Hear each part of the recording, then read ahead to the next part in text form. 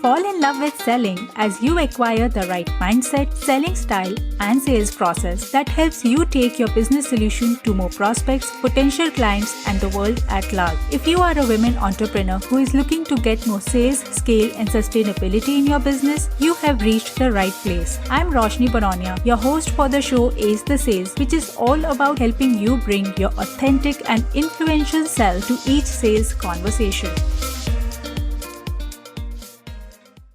Whether it is about spearheading a business as its sales head or leading the sales vertical of an organization, women have always been underrepresented in the sales function.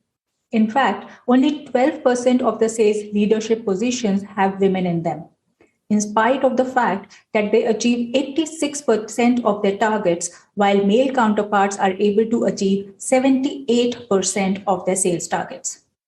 These statistics are from the US markets, but things aren't different elsewhere. So, what are we going to do about it? That's what I am discussing today with my guest for the day, Chitra Singh, who is the founder of India's first community for women in sales and comes with an industry experience of more than 25 years in sales. But before I bring her on, remember to follow Ace the Sales on your podcast app and leave us a 5-star review. When you leave a review, it helps women entrepreneurs just like yourself discover this show and grow more. And now, let's bring Chitra onto the mic. Hey Chitra, thanks for joining us today. Welcome to the show. Thank you so much, Roshni, for inviting me. It's a real pleasure to be here. Same for us. Please tell us a little bit about yourself. Well, as you know, Roshni, I spent more than 2.5 decades in corporate life as a sales leader in the BFSI space. And after 2.5 decades, I realized that I was not really satisfied or fulfilled because I was doing the same things. I wasn't growing and I wasn't evolving either as a professional or a person, working 14, 15 hours a day, but not really very happy. So I decided to quit in 2019 from my job with a small finance bank, where I was heading the bank transformation team. After quitting, I went on a solo. I did a lot of things, learned driving, music, spent time on my own, and then finally decided to pursue my two passions, both of which are very dear to my heart. One of them is, of course, having more women in sales, because having spent my entire professional career in sales, I realized there are too few women in sales and hardly any at leadership levels. So that is one of my passions, encouraging more women to join sales and remain in sales to reach leadership positions. And the other passion is, of course, helping women become more independent, making their own life and work choices and having the confidence to negotiate for what they deserve in life and at work. And I brought both these passions together and started India's first and only community for women in sales, which is called SalesWomentoring. This community basically has been formed with the intention to encourage and mentor women to excel in sales. So this has been my journey. I'm also the managing director of Sales Evangelists India, which is a sales transformation consulting company where I offer consulting to small businesses and entrepreneurs. That's wonderful. That's awesome. Both these passions resonate with me so much. I think the entire premise of starting this podcast itself was somewhat similar to the passions that you have said for yourself. And I believe it's a great leap to move from a secured job to work on your passion. So kudos to you for doing that. Getting to one of the prime questions that I wanted to put forth to you, Chitra, was that about this entire concept of bringing more women in sales. So, of course, we are not trying to pit women against women here because we both believe that we are in the same planet, in the same world. We need to coexist and co-create things, right? But just to understand a little bit more deeply as to what are the specific capabilities and competencies that you have observed that make women great at selling? Right. So this is a question I've been asked many times. And I think as women in sales, all of us know the answers. Women are more empathetic listeners. They are better collaborators. They are more nurturing. They have emotional antenna, which sense where the customer conversation is heading. And therefore, they tailor make their conversation to suit the customer's needs and emotions at that point in time. And despite having all these skills, the listening, the empathy, the collaboration, the nurturing, Despite that, I feel that we've not got the place we deserved. Women, on an average, their quota achievement rates are 8% higher than men. Their closure rates are 11% higher than men, and yet we are paid 21% less. So despite all the skills we have, we still seem to be not compensated fairly, and nor are we represented at leadership roles enough. As you know, women in leadership positions in sales are hardly 10%. Globally, it is like 10 to 12% in leadership positions. In spite of Right. the fact that probably at the entry levels and front desk, there are women who are doing the telecalling because of some other reasons. But yeah, in the leadership positions where they are in the commanding status, they are not given that opportunity. So, what do you think, Chitra? Like you have taken a step forward to ensure that more women join sales by starting the sales women community and competencies that everyone has, the women have. So, what are the other organizations really aware about this fact, and are they doing anything? I do feel there has been progress in this area, and a lot of organizations are looking to hire talented women in sales. In fact, I get a lot of inquiries from organizations. But we need to take a step back here, and realize that there aren't enough women to hire. So, though organizations are looking for women to hire in sales, the talent pool is extremely limited because we ourselves as women do not opt for careers in sales. Some of it could be our own inner beliefs which limit us and which do not allow us to choose a career in sales, because we think we will not be able to manage the pressures, the targets, the traveling. We will not be able to manage work and home responsibilities, because sales as a profession is viewed as highly competitive and it is male dominated. There are a lot more men than women, which we discussed a little while back. So the first thing I think is in our own minds. Women need to proactively choose sales as a profession so that the talent pool is widened.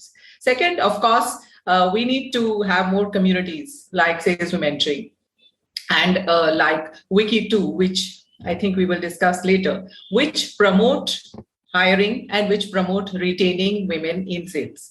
So as a community, we all need to work together to ensure that more women are hired and they are retained and they are nurtured and guided so that they reach leadership positions. In terms of what organizations are doing, definitely they have included DE&I as a very important goal. But yet we don't see it like business goals. For example, all senior leaders have KPIs, which are business KPIs, which are based on the business numbers. But rarely, if at all, do we see DE&I figuring as a KPI or as a goal in a senior leader's goal sheet. If that could be included, I think we would make a lot more progress than what we are doing now. Right now, it is in many cases not a priority in many organizations. Though some organizations have taken the lead, there are others where it is not a priority, especially with the latest situation in COVID and the economic downturn after that.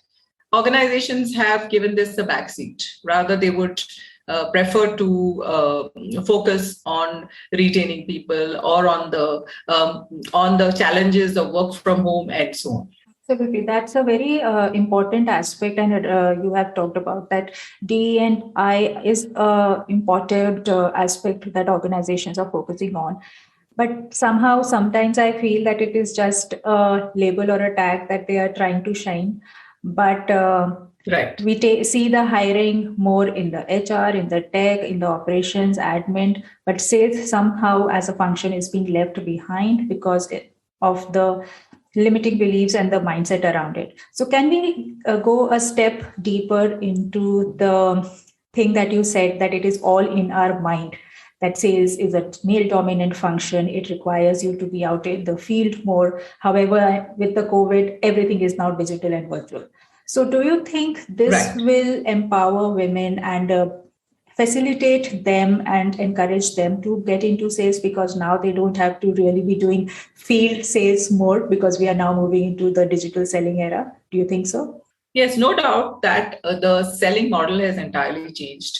from face-to-face selling, we've come to hybrid selling, where a lot of selling goes on in the virtual environment. And just like you and I are talking on Zoom, the meetings are happening virtually on Zoom. But it is also a fact that domestic responsibilities are handled more predominantly by women. So if men are doing 52 minutes of domestic work, women are doing 3 hours and 52 minutes of domestic work. So we know that a lot of contribution is brought in by women. And unless there's equitable distribution which starts at home, they will be unable to manage the responsibilities at work. So work from home, while it offers you the flexibility of being around your children, it is also extremely stressful on women. Absolutely.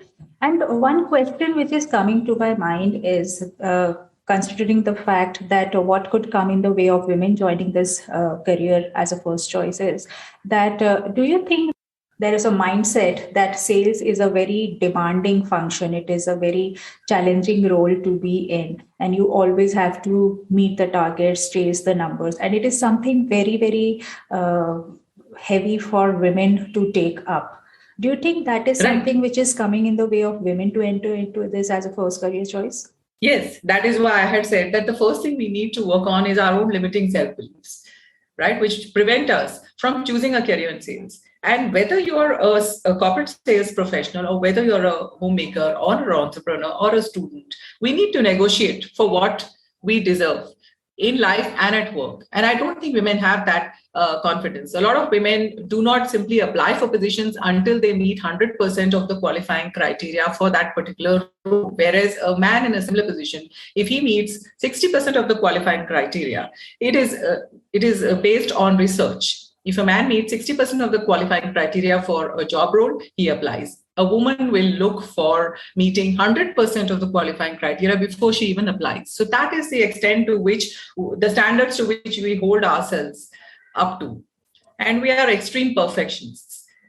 In addition to that, there's the confidence issue, which I was talking to you about, where we don't have the confidence to negotiate for what we deserve. And the third thing, of course, is our own limiting beliefs and our sense of responsibility towards our houses, where we feel guilty if we neglect, so-called, the house. So like I was telling you earlier, unless there's an equitable distribution of the responsibilities even at home, women will be unable to give the kind of priority which their work deserves. So weren't you coming face to face with this fear of meeting targets and achieving numbers when you got into sales 2 decades back? How did you overcome that fear?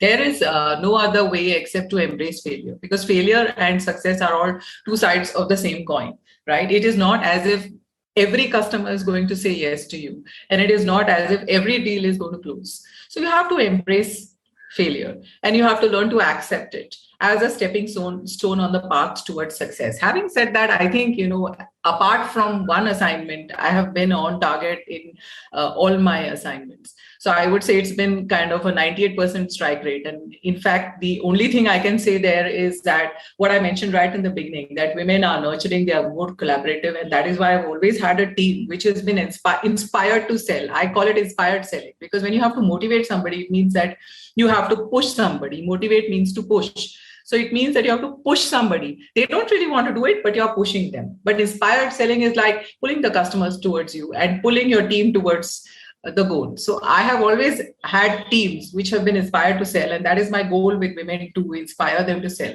not merely motivate.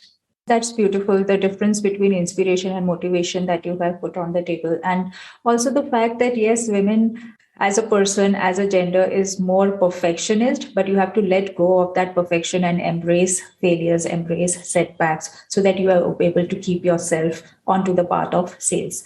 Wonderful. So coming to the last part, Chitra, you and I are part of the Wiki Sales and BD Council. You are the national president for it, and I am the state chairperson for Haryana.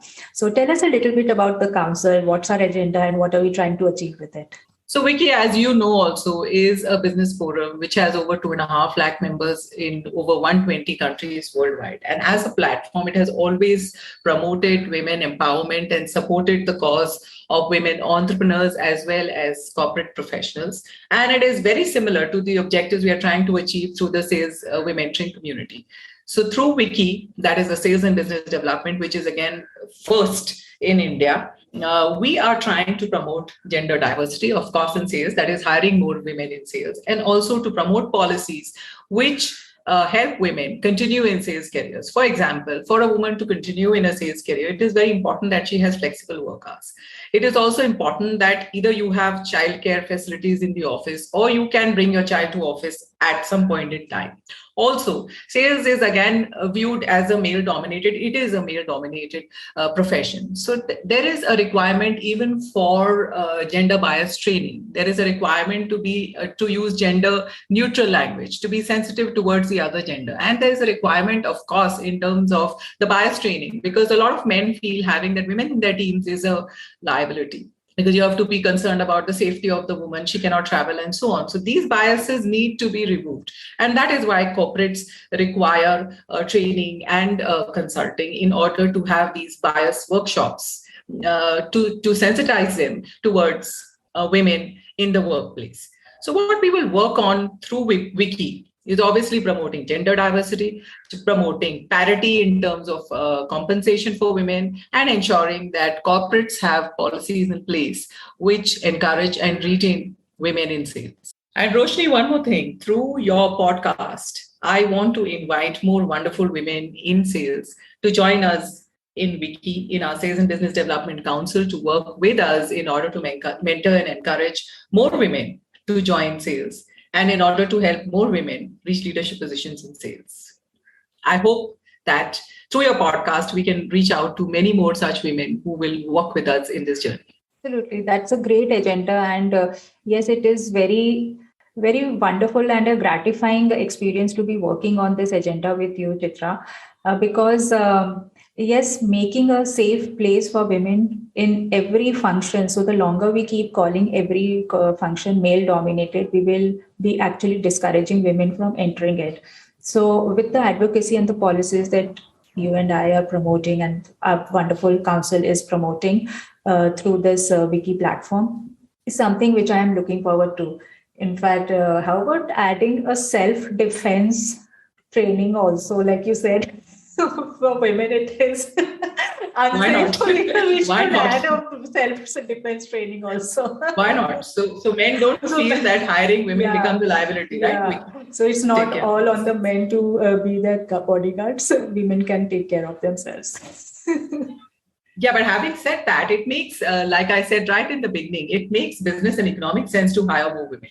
Apart from the fact that they bring a lot of skills to the table, it makes business sense too, because the closure rates being higher, which I already mentioned, the quota achievement rates being higher. In fact, for women-led teams, where a woman is the sales leader, they have a quota achievement rate which is 3% higher. And their gender diversity is also better. They have a better balance. So if a woman is a sales leader, she's leading a team, they have an almost 50-50 balance in terms of men and women being represented equally in the team. Whereas if a male is the sales leader, you have a 75% skew in terms of more males and only 25% women in the team. So hiring also becomes better. So the point I'm trying to make is that having more women sales leaders makes economic sense too, and also ensures that there is a more equitable representation of women in the team. And lastly, we need more women role models like yourself and like a lot of the wonderful women who are working in Wiki and with SalesWomentoring in order to encourage and mentor women. We need more women role models, because when women see other women succeeding, and when women see that we have the support of other women who've already gone on that journey, they are inspired to join sales and they are inspired to remain in sales, because they know that these are not obstacles or problems which are unsurmountable. If you can do it, if I can do it, and if others can do it, why not they? And they will get that inspiration then to go forward in their sales journey. Absolutely. It's a multi-level approach that we need to take: support, inspiration, and the policy changes that we need to do. So yeah, thanks Chitra for bringing so many good points onto the table. You've shared how the organizations can increase women hiring, what are the DEI changes we need to make, how women themselves can get inspired and get onto this journey, and of course the entire support system that you are creating for them. It's been wonderful to have this conversation with you, Chitra. Thank you so much for being on the show. My pleasure entirely. Thank you for inviting me, Roshni. Thank you so much for joining us today for this episode. I'm sure you were able to find some key learnings and takeaways from today's episode, which will help you grow your business to the next level.